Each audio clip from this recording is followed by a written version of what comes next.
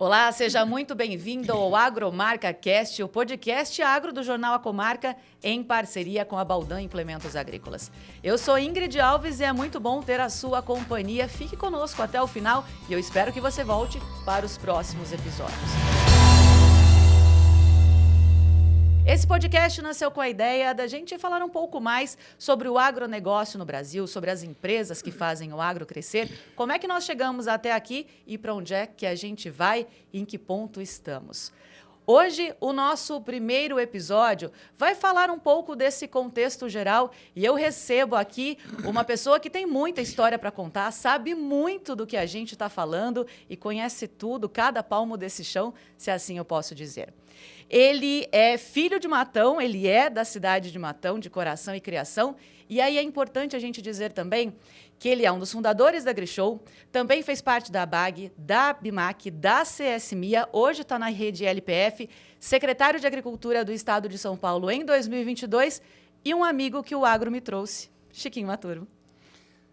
Muito bom dia, é um prazer estar aqui. E nesse momento que a comarca comemora seu centenário, isso é uma coisa muito rara num veículo de comunicação.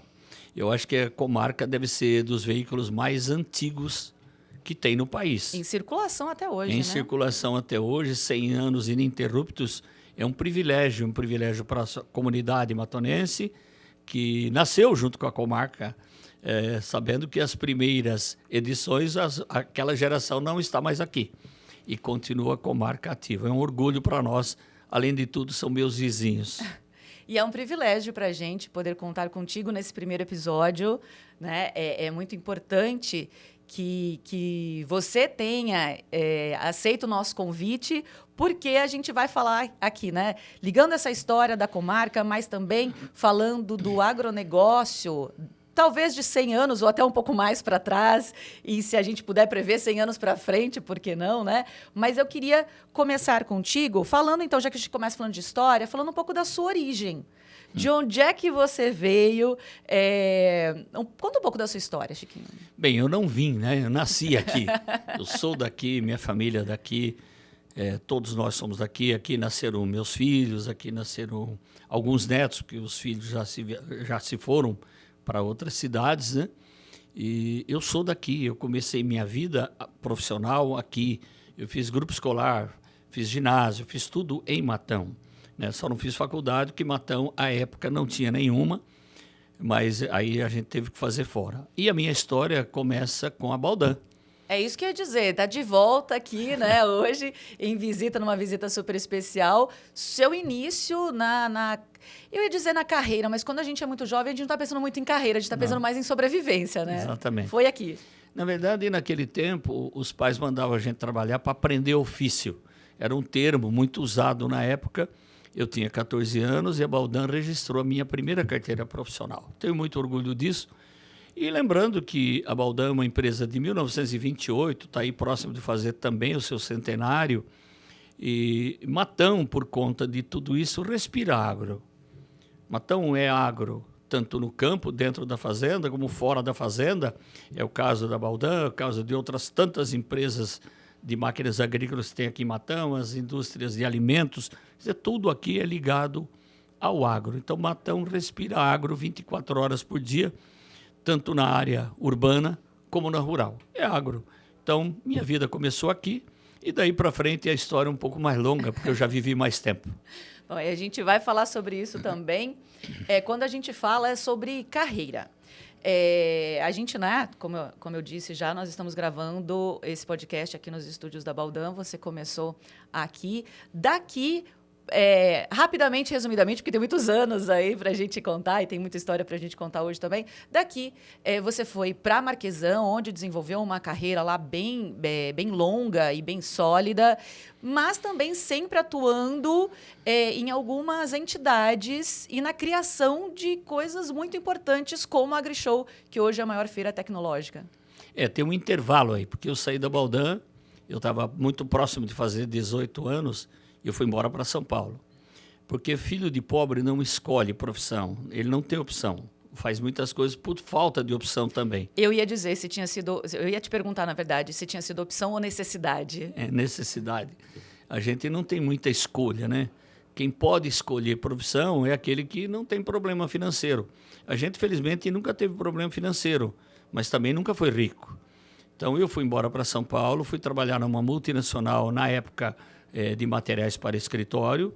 Dali, muito rapidamente, eu saí e fui para aquele que é hoje Unilever, a época era GC Lever, onde, sem dúvida nenhuma, eu construí a minha base profissional. Foi um período muito importante da minha vida. Eu não tenho nenhum arrependimento, mas eu saí muito cedo dessa companhia. Aí, circunstância da vida, eu me caso com uma matonense também, e da família Marquesan, e para onde eu fui num outro momento da minha vida. Trazendo um pouco da minha experiência profissional nessas duas multinacionais que pautaram minha carreira em cima de regras, disciplinas. Foi muito importante tudo aquilo que eu aprendi lá. E jovem aprende as coisas muito rápido. O filme daqui está na cabeça é virgem, né? Então ele aceita. Então eu vim para a Marquesan e ali realmente eu fiquei 39 anos e meio. Isso foi um pouco da trajetória minha profissional no ramo de máquinas agrícolas, que é por onde eu comecei, e eu nunca saí do segmento. Continuei no segmento. Aí dentro da Marquesan também eu fiz política empresarial durante muitos anos, sempre em Brasília, sempre buscando políticas públicas, porque a gente vem de um tempo que nós só fazíamos uma safra no país. Então era um tempo difícil, onde a sazonalidade das nossas empresas era muito acentuada. Então tinham vales e picos muito elevados. E era muito difícil, porque uma safra só, o que faz no período que não tem safra, que não está plantando, que não está trabalhando o solo? Então, a gente buscava políticas públicas para corrigir esses picos e vales do faturamento. Daqui a pouco a gente vai dizer como é que isso mudou. Daqui Exatamente. A pouco. Mas e aí, conta pra gente desse início. Hoje a gente fala muito, né? No Brasil tem muitas feiras do setor. A gente tem feiras em todas as regiões do Brasil hoje, grandes feiras importantes que movimentam bilhões de reais todos os anos. Mas uma das pioneiras foi a AgriShow, que hoje é considerada a maior feira tecnológica do setor, que é realizada em Ribeirão Preto, sempre ali finalzinho de abril, comecinho de maio, na semana que compreende o dia 1º de maio. Como é que foi esse começo? Por que criar a AgriShow? Assim, porque a gente vinha, todos nós, fabricantes de máquinas agrícolas, participavam de todas as feiras agropecuárias do Brasil. E era bonito, é bonito até hoje, é muito bonito. E a gente tinha um público muito grande, um público fantástico. Elas funcionavam normalmente à noite, e, de repente, a gente descobria que era um público absolutamente espetacular, mas era um público que estava ali para ver o rodeio e o show sertanejo que viria a seguir. O entretenimento. O entretenimento, como acontece até hoje. Isso é importante para o Brasil, porque é a nossa cultura e tal. Mas nós estávamos incomodados com isso, porque a gente queria uma feira, queria um público para fazer negócios, para mostrar produtos, para ouvir produtor. Então, o que aconteceu foi que, em 92, um cidadão chamado Brasílio de Araújo Neto desenvolveu uma feira dinâmica em Londrina, na fazenda Couro de Boi. E nós fomos ver essa feira. Foi bom, era uma feira no campo, onde tinha máquinas em ação, que era mais ou menos o que a gente buscava.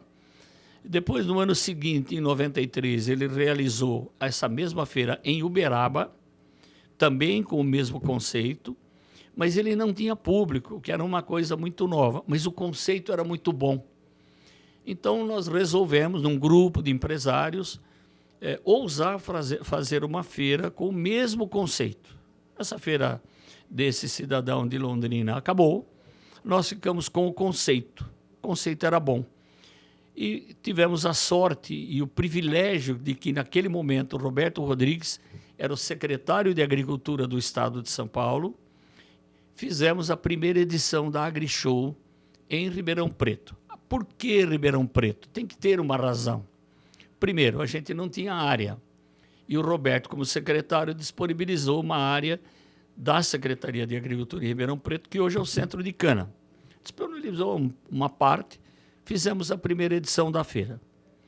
E a feira tinha tudo para dar certo. Eram poucos expositores, mas aconteceu um episódio muito pesado. No dia da abertura da primeira edição, chegava em São Paulo o corpo do Ayrton Senna. Que infeliz coincidência. Então, na verdade, nós não tínhamos uma feira, nós tínhamos quase um velório. Uma comoção geral, né? Comoção geral no Brasil, no mundo todo, era um luto. Eu me lembro que a escola, o colégio que eu estudava, colocou uma televisão no pátio da escola, não teve aula e todo mundo acompanhou aquele cortejo. Exatamente. Foi o que aconteceu. Nós tínhamos no stand da Marquesan uma gigantesca TV de 14 polegadas, na época, que tinha uma anteninha que puxava assim. E os expositores se reuniram ali, a gente ficava vendo o cortejo, todo mundo com certo luto. Não tem dúvida, foi uma comoção, mas passou. A feira não era grande, eram poucos expositores, poucos acreditaram no conceito de que aquilo poderia dar certo um dia. Em 95 realizamos mais uma edição e sob a presidência da ABAG, que nós tínhamos acabado de fundar. Em 94 o presidente foi Ney Bittencourt de Araújo, que era o dono da Grosseries e presidente da ABAG. Em 95, novamente, Ney Bittencourt de Araújo, que era dono da Grosseries e presidente da ABAG. Depois, 96 em diante, aí foi uma recomposição das entidades sócias e daí para frente a história está contada aí. Fomos trabalhando muito, muitas vezes ganhando, muitas vezes perdendo, mas o conceito era bom. O conceito foi ganhando, O conceito foi ganhando estrutura. Tanto ganhou estrutura que ela gerou filhotes pelo Brasil inteiro. E a gente não se incomoda com isso, não. Quanto mais feira com o mesmo propósito tiver no país, melhor para o país, melhor para o produtor, que busca ali conhecimento e leva conhecimento. Nós descobrimos na Grishow que o maior dividendo que se traz de uma feira como essa não é o faturamento. Faturamento é importante, sem faturamento ninguém vive, sem resultado ninguém vive, mas o maior dividendo que se traz de uma feira como essa é conhecimento. Tanto que as empresas que expõem levam seus melhores técnicos, seus engenheiros, sua área de desenvolvimento de produto para ouvir o produtor. O produtor leva conhecimento e traz conhecimento. Porque nós, fabricantes, passamos conhecimento. E o agricultor diz num ponto que às vezes para ele é um grande problema lá no campo e dentro de uma fábrica, muitas vezes não. Geralmente é de fácil solução. Então, essa interação, esse dividendo que se traz de uma feira é muito maior do que o resultado financeiro. É uma troca muito grande, né? Uma troca muito grande de conhecimento. E hoje a gente fala de cerca de 800 expositores, quase 200 mil pessoas e bilhões aí incontáveis em negócios futuros. Você comentou da ABAG, você também passou, né, pela ABAG, ABMAC, CSMIA. Como é que foi estar à frente dessas entidades? Eu não passei pela ABAG, eu continuo. Você continua, Continuo. É isso. Eu sou um dos idealizadores e fundadores da Associação Brasileira do Agronegócio. E no passado a gente era mais difícil um pouco, a gente chamou de Associação Brasileira do Agribusiness. É uma palavra em inglês que define todo o conceito do que é o agronegócio.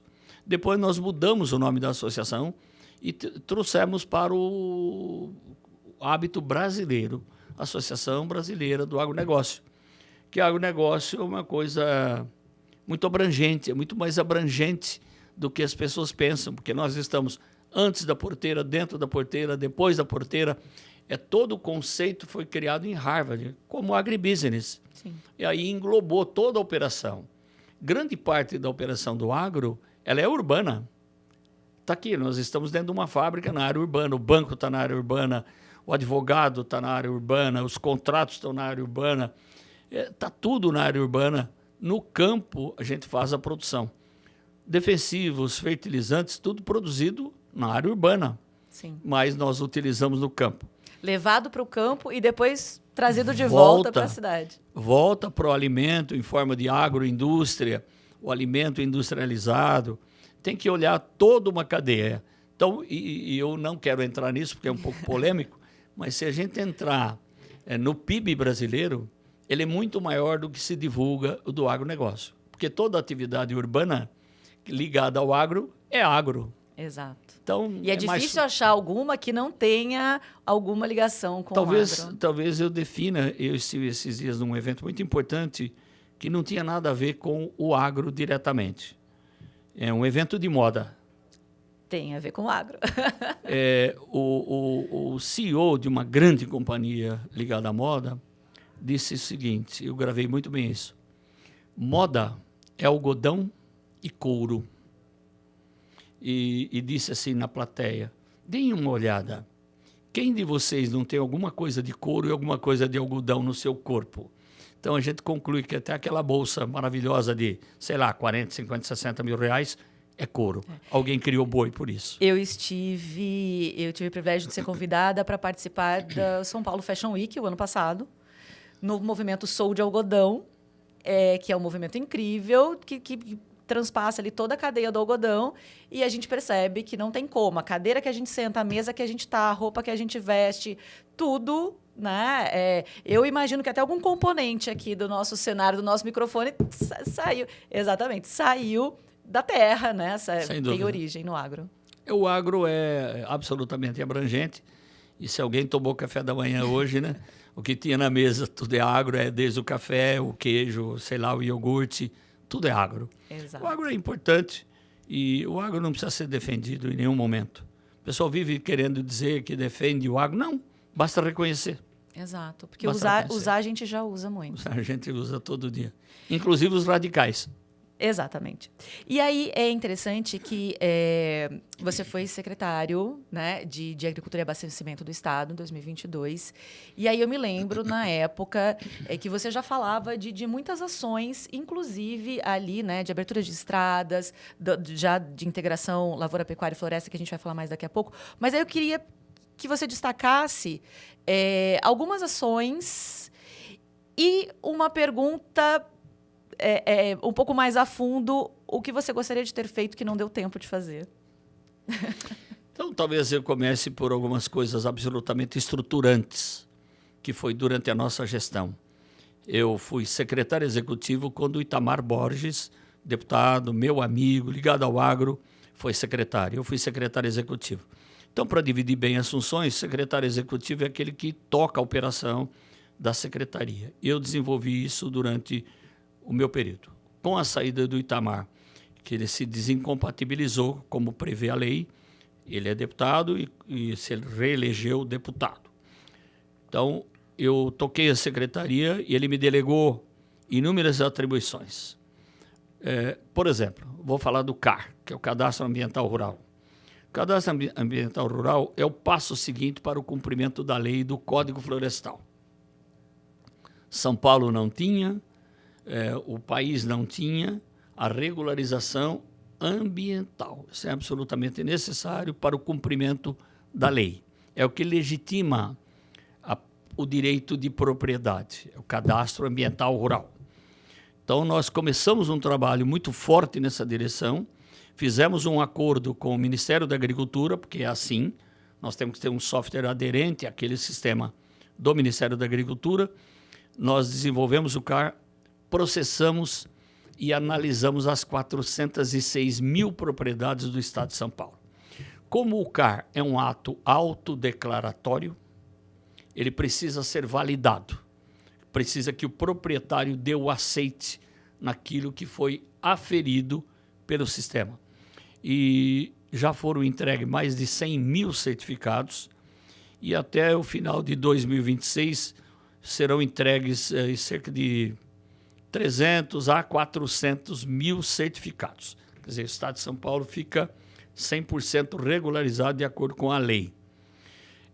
Eu não gosto de bater no peito com essas coisas, mas o país, somado São Paulo, que processou e analisou todas as propriedades do Estado, somado o país, não chega a 3%. Isso é um problema para o país. Essa é uma das ações muito fortes que nós fizemos. Uma outra ação muito forte que nós fizemos foi conflito de terras no Estado de São Paulo. O que predomina irregularidades no Estado é predominantemente no Pontal do Paranapanema. Compreende a região de Presidente Prudente, Regente Feijó, vai até a divisa com o Mato Grosso do Sul. É uma área conflagrada, que nós temos propriedades ainda do Império de 1835 sem escritura. É de um tempo que a terra era entregue pelo Império para alguém e dizia, é sua daqui até o rio tal, até o marco tal. Não tinha nem marco. Não tem demarcação. Não tinha demarcação. Mas foram entregues essas terras pelo Império, depois veio a República e as terras continuaram com alguma irregularidade. E nós fizemos uma lei dentro da nossa gestão, a lei da regularização fundiária, que eu, como secretário, tive a alegria de participar da sanção da lei, porque todo um trâmite pela Assembleia Legislativa, que parte do Executivo para o Legislativo, e depois o governador sanciona ou veta. É uma atribuição do governador. Já o governador era o Rodrigo Garcia. Nós sancionamos essa lei em Presidente Prudente, dia 21 de julho de 2022. Eu diria assim, foi quase uma alforria, uma libertação. Ali tem entre 1.200.000 a 2 milhões de hectares de terras sem escritura. É muita coisa. É muita coisa. É a nova fronteira agrícola do Estado. Exato. Como tem um processo que prevê a lei, de tramitar pelo ITESP, Instituto de Terras do Estado de São Paulo, na nossa gestão nós não entregamos nenhum documento, nenhum título, não deu tempo. O governo terminou em dezembro de 22, mas o governador Tarcísio de Freitas já entregou o equivalente a 200 mil hectares em escrituras, que as pessoas de lá chamam de Sagrada Escritura. É quase uma comparação com a religião, mas é a Sagrada Escritura. Tão esperada, né? Tão esperada. Nós entregamos títulos lá, e eu tive a honra de ser convidado para entregar esse título, a propriedade na mão da mesma família desde 1901, que não tinha escritura. Não tinha um papel. Não tinha um papel. Mas qual é o problema que não tem um papel? Não tem um papel, não posso vender, não pode entrar no inventário, eu não posso financiar, Sim. Eu não posso usar como garantia. Então, aquilo também acabou o conflito, porque muita gente lutava pela posse da terra e muito carregado de ideologia, era uma situação de insegurança jurídica que terminou. Então, eu espero que em 2 ou 3 anos todas as propriedades do Estado, o que maior volume é no Pontal, mas o Estado também tem outras regiões, a lei vale para o Estado. Sim. Então, foi um feito extraordinário que nós fizemos e eu reputo isso como uma coisa que fica para a nossa história, para a minha história, para a história do Itamar Borges e para a história do próprio Estado. Sim. Que deu dignidade para aquelas pessoas que trabalham uma vida. Muitos morreram sem ver escritura. É muito tempo. É muito tempo. Então, os filhos ou os descendentes estão hoje com a escritura na mão. E o que você gostaria de ter feito? Não deu tempo de entregar todos, né? Então, é um ponto. Mas algum projeto, alguma ação, alguma coisa que não deu para fazer? Não deu tempo. Não deu tempo. Mas ficou estruturado na secretaria, porque quando nós saímos da secretaria, quando estava prevista a nossa saída, evidente, terminou o governo, o governador eleito vai nomear seu secretariado, seu staff, seus homens de segurança. Eu tive o cuidado de preparar um programa de Estado, porque programa de governo é só para a eleição, porque é obrigado por lei o governador ou o candidato a registrar no Tribunal Regional Eleitoral o seu programa de governo. Suas ideias, suas propostas. Sim, é obrigado por lei. E tem um formato, um tamanho certo e tal. Nós fizemos esse trabalho como programa de governo para a campanha do então governador Rodrigo Garcia, e eu estendi esse trabalho junto com todos os técnicos da secretaria, as melhores cabeças da secretaria, entreguei ao governador eleito e ao secretário que me sucedeu um programa de Estado, que é muito maior do que um programa de governo. E esses dias eu tive a oportunidade de estar com o governador Tarcísio, entreguei a ele esse programa de Estado. Então, ali ficou, por exemplo, um trabalho que eu gostaria e não deu tempo de fazer. Era privilegiar as médias e pequenas propriedades, dotá-las de tecnologia e de conhecimentos agronômicos, de conhecimento da área de veterinária, porque nós temos bacias leiteiras importantes no estado, e produzir alimentos por esse gado. Porque não adianta, eu encontrei programas para melhoramento de genética do animal. Não tem como eu desenvolver ou expressar a genética do animal se não tiver alimento. Então, esse é o básico, né? É a base. Então, se eu tenho uma boa genética e alimentação adequada, eu vou conseguir fazer essa expressão da genética se multiplicar e trazer resultado para o produtor. Isso não deu tempo de fazer, o programa ficou absolutamente estruturado e está em curso com o atual secretário Guilherme Piaio, que muito me orgulha dele estar seguindo um programa de Estado. Perfeito.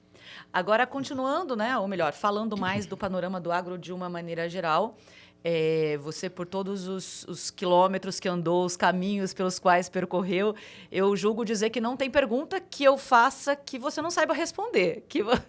Então, vamos lá para a gente falar. Hoje o Brasil é o maior produtor e exportador de muitas coisas, de muitos produtos. A gente fala aí da cana, da laranja, da soja, do café, da carne, tem muita coisa, né?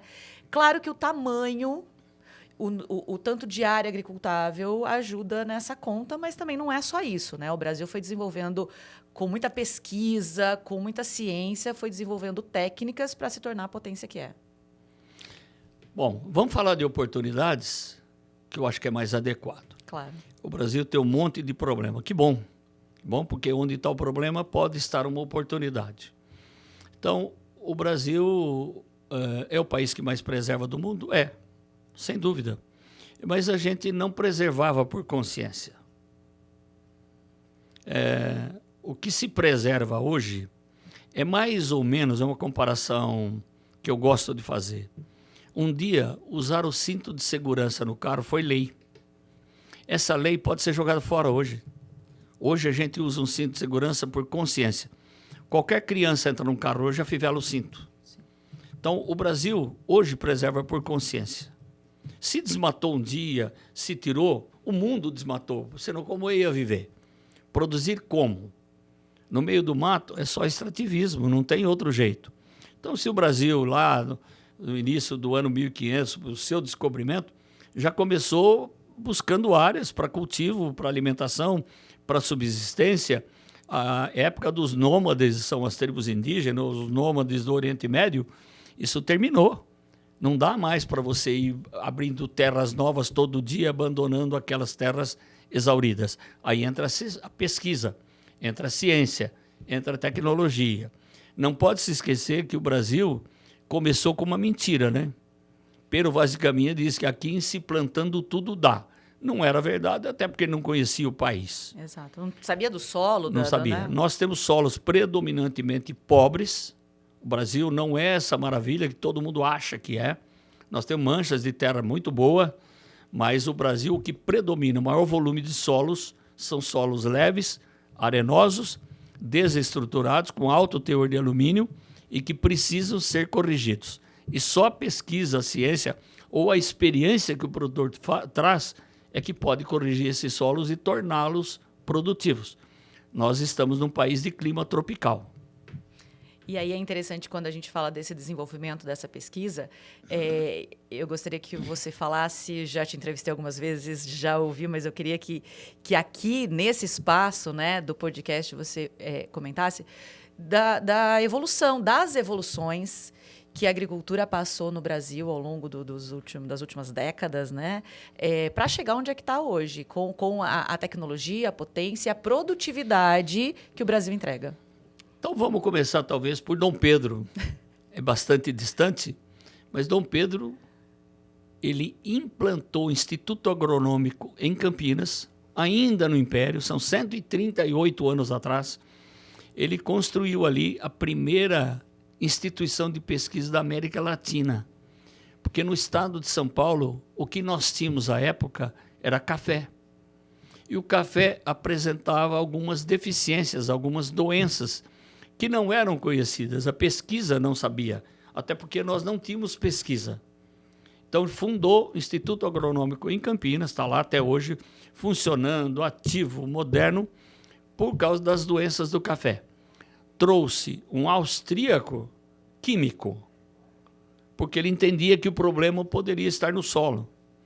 Ele trouxe um químico e fundou o Instituto Agronômico. E realmente era um problema químico, era o solo, com deficiências que o Brasil não conhecia. Com características próprias, né? Características de um país de clima tropical. E lembra que ele trouxe um homem de clima temperado. Era todo muito desconhecimento. E certamente ele não mandou um WhatsApp para o homem vir, né? Isso era uma... Ele mandou uma foto para dizer, olha, aqui está desse jeito, isso, né? Ele mandou uma carta de navio. Tudo era muito mais complexo, mas está ali. O Instituto Agronômico de Campinas, novo, moderno, laboratórios novos, modernos, tudo.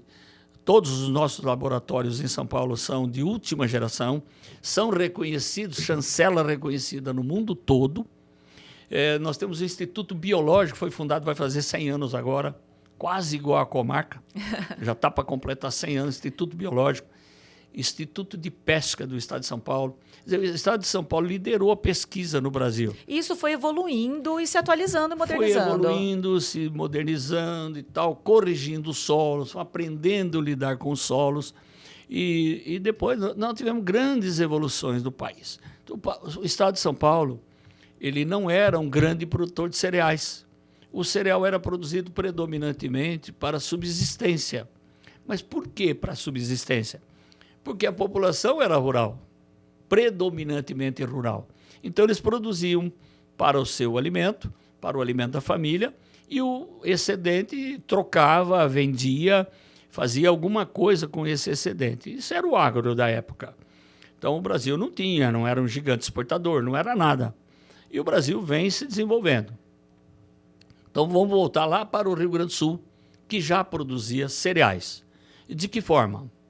Da forma como os imigrantes europeus ou estrangeiros, de um modo geral, porque nós temos imigração nesse país de todos os países do mundo.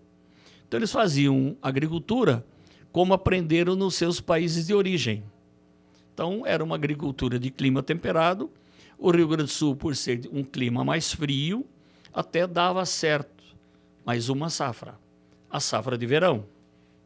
Aí, se você me permitir, eu pulo um pouco a história, eu venho para a década de 70. Sim. Aí vem um louco no Paraná que muda todo o conceito da agricultura brasileira. O que se sabia até então. O que se sabia até então, o que se dominava até então, que dava até certo no Rio Grande do Sul, mas não dava no restante do país, porque aí a gente sai de São Paulo para cima. Um clima quente, solos arenosos, pobres em matéria orgânica ou praticamente inexistente. Esse homem desenvolve o plantio direto, Herbert Bartz. Sempre rendo homenagens a ele. Ele veio muito a Matão, nós o conhecemos de longa data. E ele era louco e agora é visionário, porque ele já morreu. No país, todo mundo é louco quando faz alguma coisa diferente. Até passar para outra. Até morrer, depois ele vira visionário. Ele fez o plantio direto. Mas o que é o plantio direto? Nós achávamos, na época, fabricantes aqui em Matão, nós, todos aqui, Baldan, Marquesan, outras empresas, produziam máquinas para preparo do solo, que era tombar, gradear, micropulverizar o solo, expor o solo a esse sol escaldante que tem no Brasil, mesmo no inverno, quer dizer, matando micro-organismos, destruindo o solo e provocando erosões. O plantio direto consistia em plantar sem arar, sem gradear e aproveitando o resto de cultura da colheita anterior. A palha que tinha sobrado. Exatamente. Aí nasceu o plantio direto, que eu chamo da primeira grande evolução do agro brasileiro. Essa foi uma grande evolução. Aí, o que aconteceu com essa cobertura de solo? Aconteceu que foi possível conquistar solos de clima mais forte, de sol mais forte, mais pesado, com cobertura no solo. Aí nós fomos descobrindo as maravilhas do que é o solo coberto, mas também fomos descobrindo outras pragas, outros micro-organismos que se desenvolveram aí. Aí entra novamente a pesquisa, correndo atrás de como fazer essas terras se tornarem produtivas sem as doenças naturais de um clima tropical. E aí é interessante quando a gente fala da questão do plantio direto, da mudança de temperatura, né? Quando você planta ali no solo descoberto, a temperatura é muito alta. Quando você coloca a palhada, deixa a palhada em cima e planta, você preserva ali com essa cobertura natural um clima, uma temperatura mais agradável para que a semente não cozinhe antes de germinar, né? É mais ou menos isso. Então, é mais ou menos isso, não é exatamente isso. Porque num solo descoberto, no cerrado, e lembra que São Paulo tem cerrado e grande. Em solo descoberto, uma semente cai no chão e ele está com 60 graus de temperatura. Uma lavoura com cobertura, ela chega a 26 graus. Ninguém planta na palha, planta na terra. Sim. 26 graus a semente germina. Com 60 graus ela cozinha. Então não tem germinação, é perda direta. E aí, a partir disso, foi possível também a segunda evolução. A gente tinha uma safra só e depois da adaptação, de entender como é que essa palhada, o plantio direto funcionava, também por outros fatores, a gente evoluiu mais um pouquinho, porque agora não produzia só uma vez por ano. A segunda evolução do agro brasileiro é justamente a segunda safra. A segunda safra é tão importante para o Brasil, porque só o plantio direto nos permitiu isso, a cobertura de solo nos permitiu, porque nós chamávamos de safrinha. Por que chamava de safrinha? Eu tenho que começar ali para entender. Safrinha, porque quando está colhendo, uma espiga de milho que caiu, aquela que a máquina derrubou, fica no solo, germinava e produzia uma safrinha. Uma safra curta, menor. Curta, menor, espigas de milho muito pequenas. E ele usava esse milho para tratar as galinhas, os porcos, enfim, o que ele tinha lá na propriedade dele. E ele descobriu, eu tenho resíduos de adubo, eu tenho alguma coisa, por que eu não posso fazer um plantio? Eu tenho uma área disponível. Tenho uma área disponível, está parada, eu vou fazer um plantio. Colocou uma máquina, fez um plantio, aquilo que nós chamávamos de safrinha, passou a ser uma safra. E hoje uma super safra, porque cada 3 sacas de milho colhidas no Brasil, 2 são de segunda safra.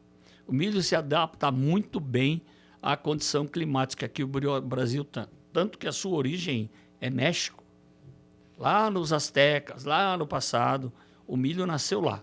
Evidentemente que essa genética foi sendo desenvolvida, melhoramento genético, pesquisas, chegaram os híbridos. Então, o Brasil hoje é um produtor extraordinário de milho.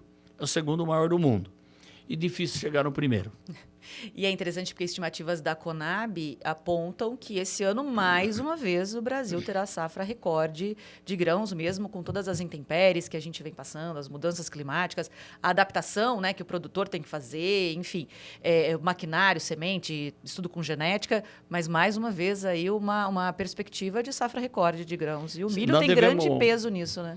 Nós devemos produzir 330 milhões de toneladas de grãos. Nós não estamos falando de fibras, que é algodão. Sim. E outras culturas todas. De grãos, nós devemos produzir 330 milhões de toneladas. É uma previsão da Conab, mas é previsão também de institutos privados que fazem Rally da Safra e outros tantos do Brasil. Está comprovado, o Brasil tira do solo 330 milhões de toneladas. E algodão, por exemplo, é tudo de segunda safra. O Brasil é o maior exportador de algodão, o segundo maior produtor do mundo. É tudo segunda safra. Algodão de fibra longa, aquele algodão caro que você vai comprar, que chama algodão egípcio, ele só tem o preço do egípcio, mas ele é brasileiro. Até porque o Brasil está exportando para o Egito o algodão, né? O Brasil exporta para o Egito, exporta para o mundo o nosso ótimo algodão, que também é uma indústria que se desenvolveu, é o segundo maior do mundo, mas é o primeiro exportador.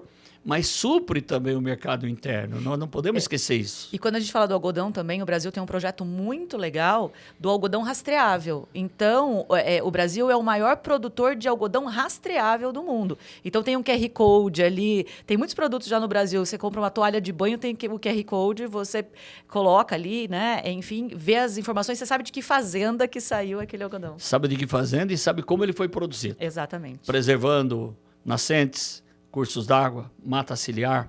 O Brasil é um gigante também na preservação por consciência.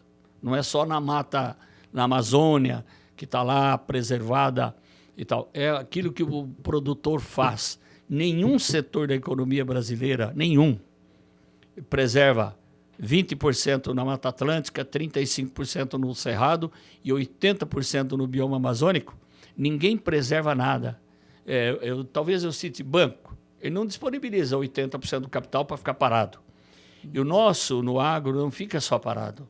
Custa para preservar, custa para manter, custa porque se pegar fogo, o proprietário é responsável. Então, a gente tem que fazer acero, tem que manter aquilo, e hoje se faz por consciência. Daqui a pouco a gente fala sobre a terceira evolução, mas antes, ainda nessa linha de preservação, é importante um assunto polêmico, mas é importante a gente sempre ressaltar que muito se fala de uso de defensivos agrícolas, né? Mas é importante a gente balizar e proporcionar o tanto que o Brasil usa com o tanto que o Brasil produz, quando a gente faz comparação com outros países, né? Que essa conta é muito precisa. O Brasil usa, sim, muito agrotóxico, muito defensivo agrícola, melhor dizendo, mas, proporcionalmente, essa conta não é bem assim.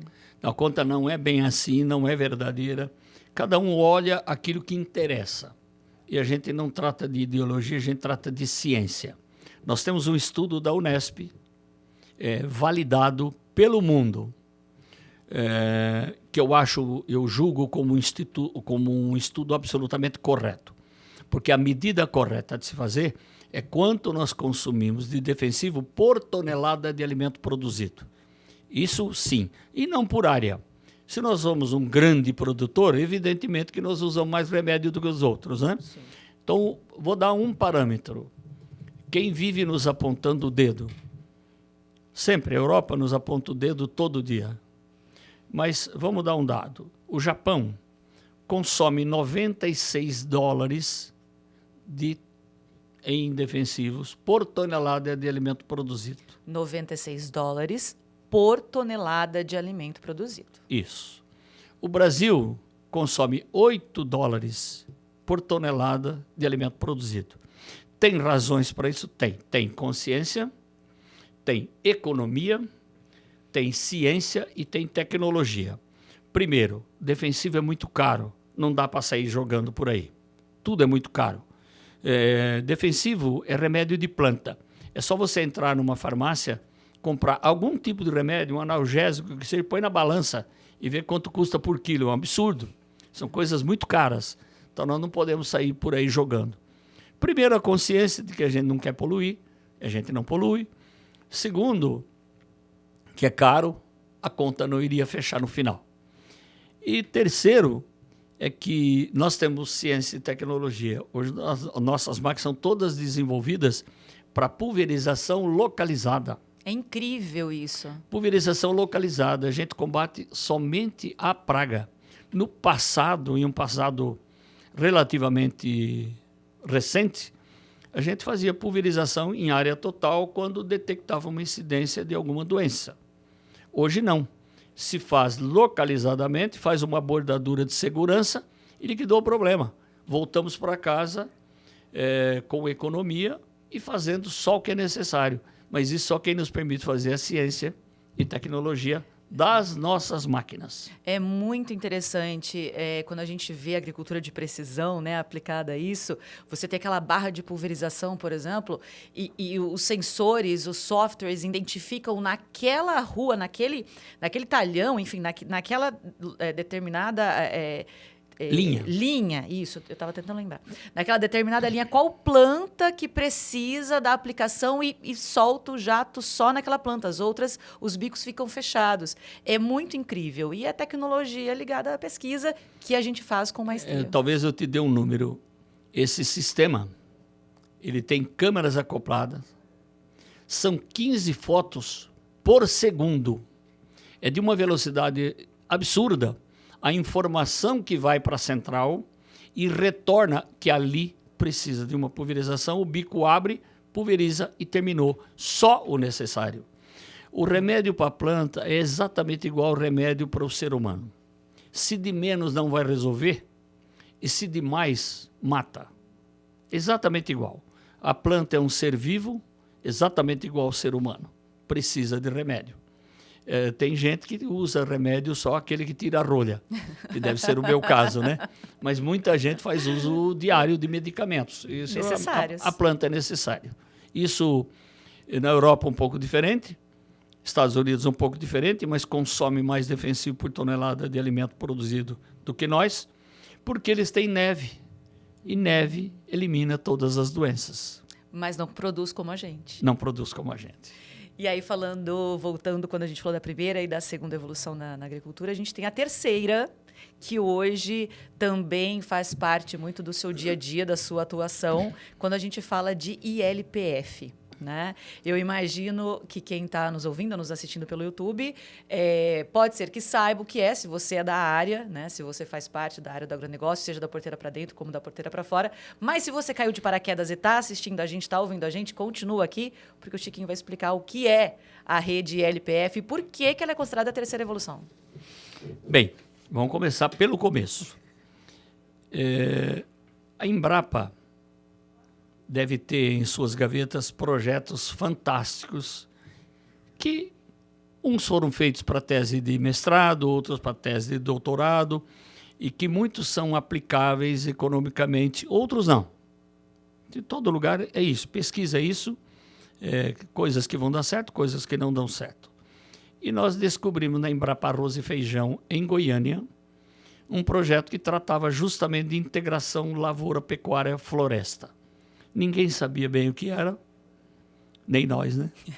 E fomos fazer um teste numa fazenda em Goiás, uma fazenda de solos arenosos, uma fazenda difícil. Só para ter uma noção, em 2024 choveu lá 530 milímetros.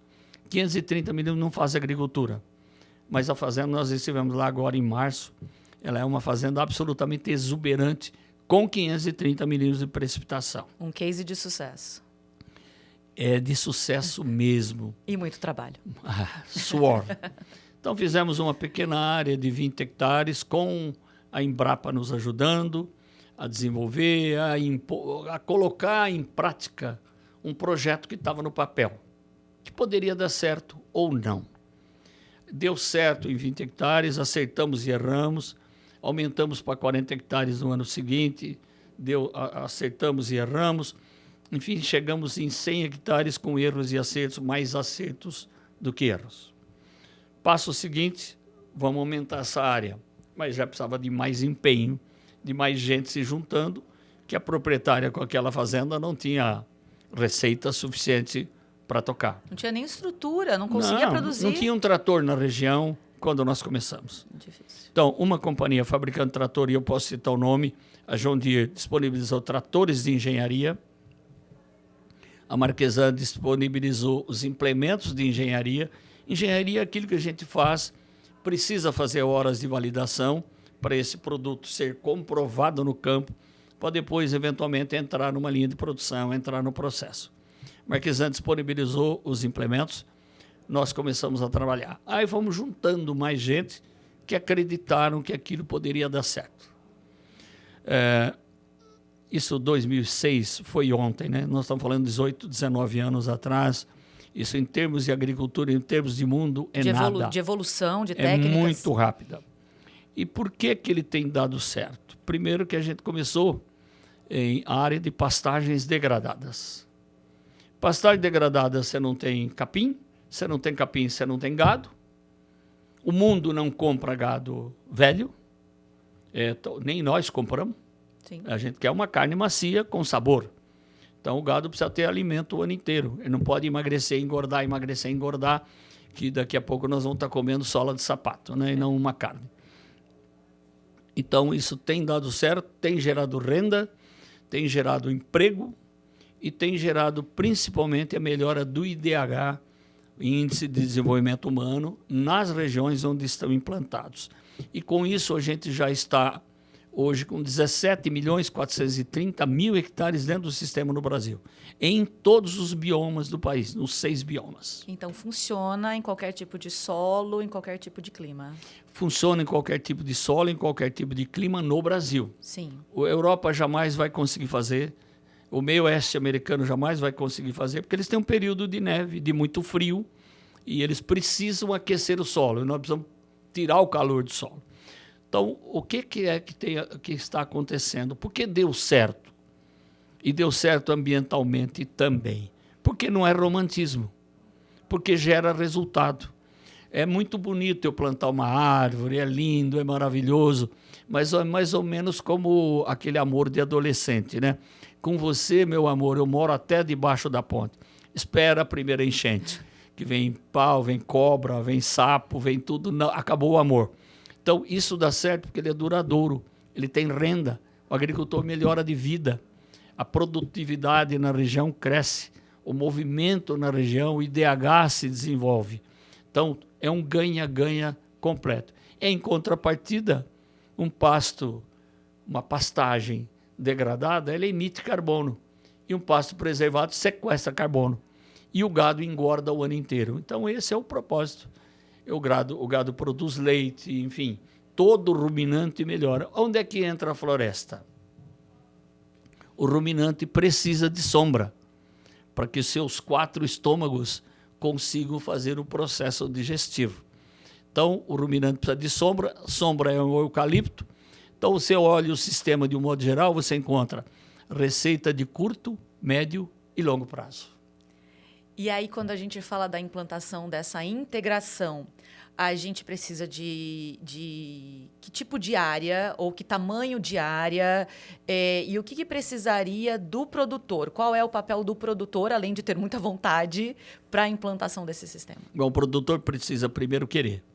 E a gente não vai forçar ele a querer. A gente só dá assistência técnica, conhecimento com técnicos da Embrapa, da CAT, da extensão rural de outros estados, para aquele que quer fazer. Porque aquele que não quer fazer, deixa ele. Ele é dono da vida dele, ele deve fazer o que quer. Nós estimulamos aquele que já tem vontade de fazer alguma coisa diferente do que faz e sair da situação que vive. É esse público que a gente busca, não, que vem até nós e a gente consegue ajudá-los, né? Ajudar a melhorar de vida. E eu acho que todo mundo quer melhorar de vida. Não há nenhum problema, todos no Brasil. Nós podemos falar em 150, 160 milhões de hectares em pastagens do Brasil, grande parte disso com algum nível de degradação. E em cima disso é que a gente faz, até porque é mais barato fazer em pastagens degradadas que não tem árvore, não tem nada para fazer. Ela já foi tirada 100 anos, 150 anos atrás. E com isso a gente reconstitui nascentes, mata ciliar, reserva legal, área de preservação permanente. Perfeito. Bom, eu acho que isso tem muito a ver com um tema que eu quero tratar a partir de agora, para a gente falar um pouco de futuro. A gente contou um pouco de história, falou um pouco do que já aconteceu, temos uma pincelada no futuro, mas agora, para falar realmente daqui para frente, um pouco do que pode acontecer nesse setor, a gente recebe, compõe a nossa mesa aqui, o editor-chefe do jornal A Comarca, Sérgio Gabriel. Seja muito bem-vindo à nossa conversa. A gente tem aí, 100 anos da comarca, muita história, mas tem muita coisa para acontecer em todos os setores, é isso? Olá, Ingrid, muito obrigado. Minha saudação especial a Chiquinho Maturo. Agradeço muito por ter aceito o nosso convite em participar do nosso primeiro programa, Agromarca Cast, o primeiro podcast do jornal A Comarca aqui de Matão. E, Chiquinho, estava lendo o Estadão, Caderno de Economia, e verifiquei um artigo escrito pelo ministro Roberto Rodrigues, em que ele comentava a política adotada pelo governo na tentativa de redução do custo dos alimentos aqui no Brasil. No momento, ele colocava que tinha sido uma medida mais política do que propriamente econômica, porque essas medidas poderiam ser muito mais estruturais e menos conjunturais. Esse foi o termo que ele usou diante da necessidade que nós temos de melhorar a estrutura do nosso país, até mesmo para reduzir o custo de produção agropecuária e isso a ser colocado na baixa dos alimentos, do valor do custo dos alimentos. Gostaria, então, Chiquinho, que você comentasse essa questão, ainda mais por você ser uma pessoa que tem o privilégio de ter esse convívio muito próximo com esse grande mestre da nossa agricultura, que é o ministro Roberto Rodrigues. Bom, falar do Roberto Rodrigues é falar da maior referência que nós temos no agro brasileiro, E certamente hoje o maior brasileiro vivo da nossa história é ligado ao agro. Esse comentário que ele fez no jornal O Estado de São Paulo é um comentário de gente que pensa o futuro e pratica o futuro. Que o Brasil, como toma essas medidas, e são medidas tomadas por quem naturalmente desconhece a real situação do agro brasileiro. O agro brasileiro poderia ser muito mais barato o alimento no Brasil se nós tivéssemos logística adequada, infraestrutura adequada. Esse ano aqui, o Brasil crava 120 milhões de toneladas de grãos sem condições de armazenar. Nós não temos armazéns. Nesse momento que você está colhendo soja, por exemplo, soja com 2 dias de sol, ela abre a vagem e solta no chão. Esse sol já está perdido. Então precisa colher naquele momento exato, que o soja está pronto para a colheita, tem que transportar, quer dizer, nesse momento nós temos pressão de frete, pressão do custo do óleo diesel, pressão do restaurante de beira de estrada, os fretes sobem, porque a demanda é lei da oferta e procura. Demanda alta, preço sobe. Não tem caminhão suficiente para transportar e não tem armazém para depositar. Então, isso é um custo que o agricultor só recebe pelo o preço do produto quando ele está ou no armazém ou no costado de um navio. Dali para trás, o custo é do produtor. Não é do transportador, não é da logística, é do produtor. Se a minha produção está mais distante do armazém ou está mais distante do porto, eu pago esse frete. Eu, produtor, pago esse frete. Roberto está certo. Nós importamos defensivos, ou as moléculas dos defensivos são todas importadas. Importamos 80% do fertilizante químico que nós usamos no Brasil.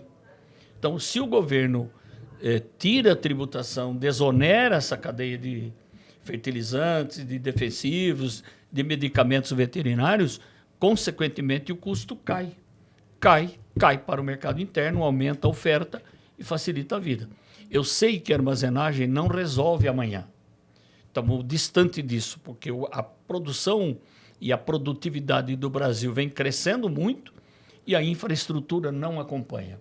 Necessita, sim, políticas públicas e, por outro lado também, Serginho, é uma grande oportunidade para os investidores.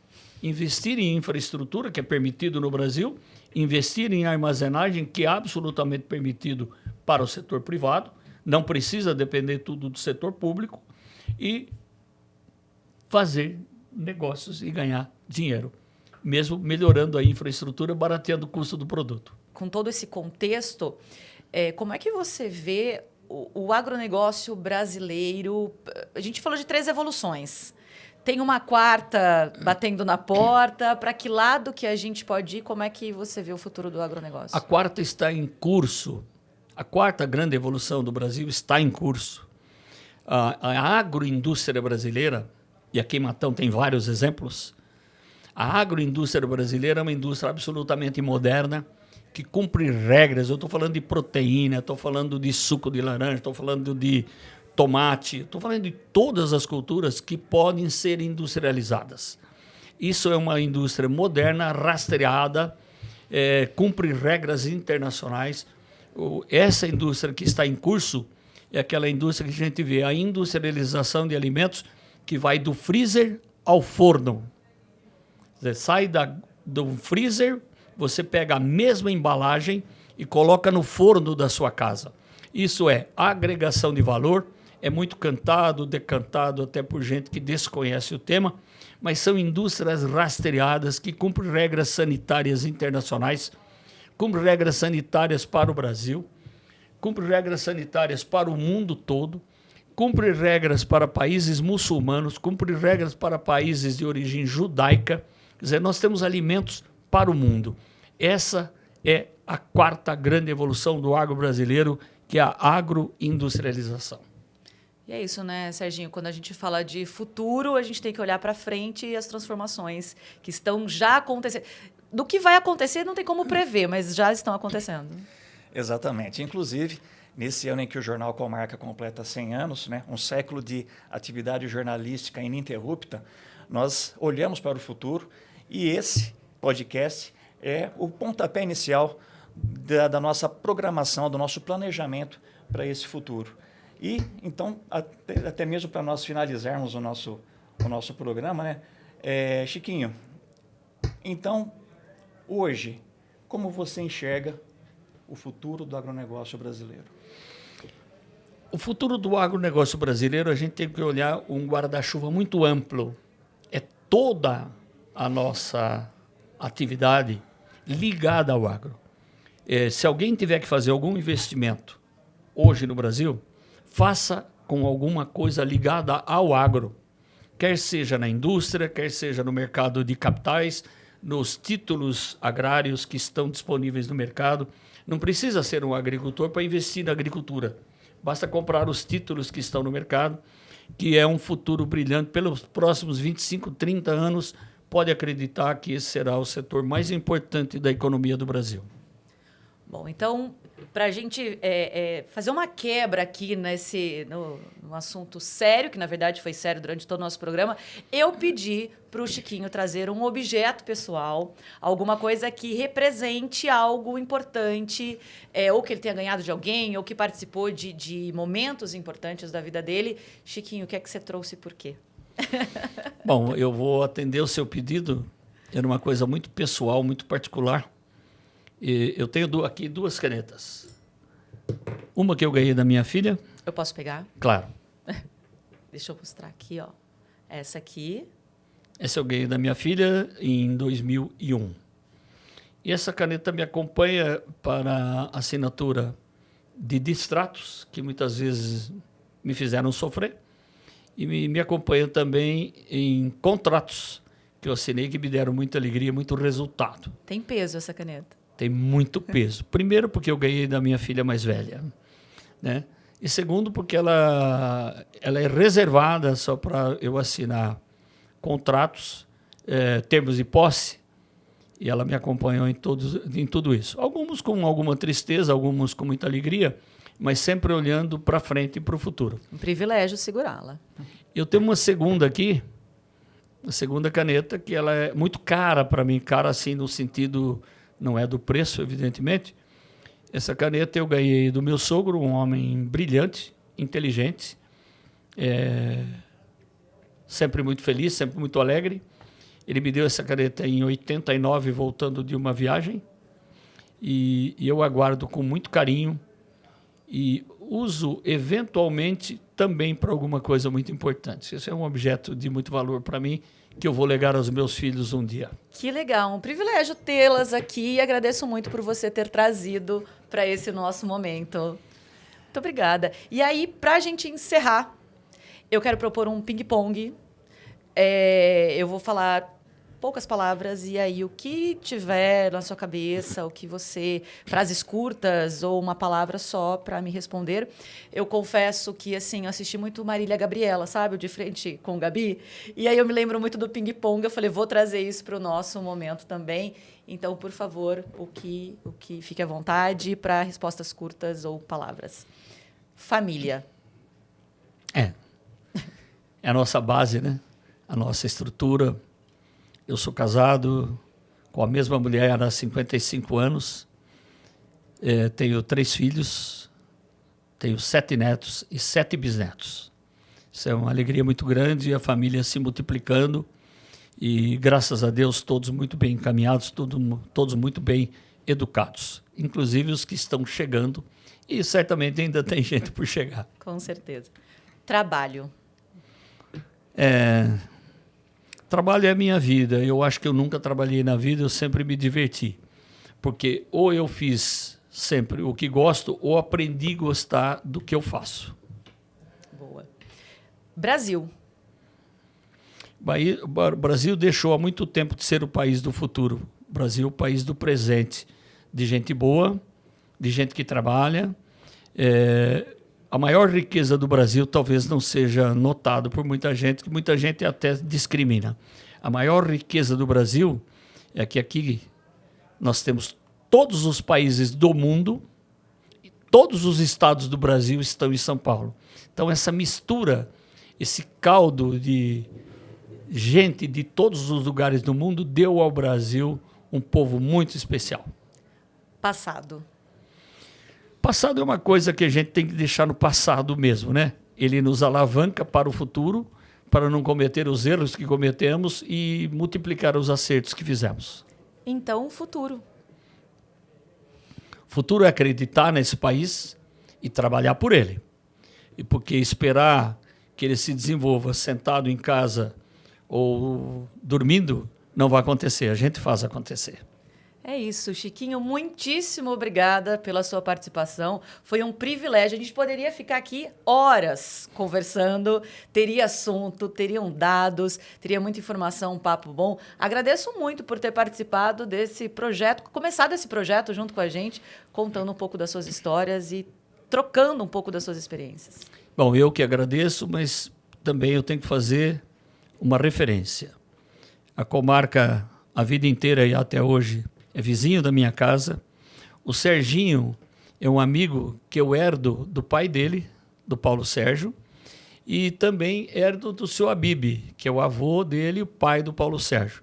É uma família que a gente tem um carinho muito especial, e carinho muito especial porque a gente viu eles crescerem trabalhando.